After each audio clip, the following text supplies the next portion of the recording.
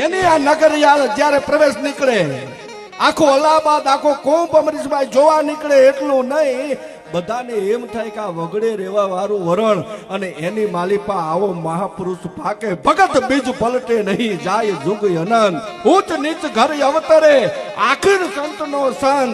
એ વાતો આપણે જેની પાસે એક ખાલી અમારે તો સાખી આવી જાય ને અમરીશભાઈ એટલે અમારો ગણે બેહી જાય. માલધારી સમાજ ને ચાર અંતરાથી બહુ એવું હોય ને કે નામાહણ હું કહેવાય, આ એમાં જીવવા વાળો.